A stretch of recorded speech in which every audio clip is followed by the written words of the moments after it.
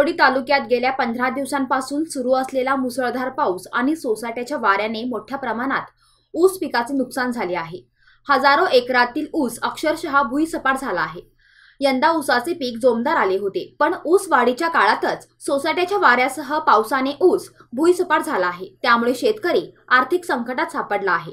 ऊसाबरोबरच भाजीपाला, भुईमूग यांचेही वादळी पावसाने नुकसान झाले आहे। नुकसान झालेल्या पिकांचा पंचनामा करून नुकसान भरपाई द्यावी अशी मागणी होत आहे।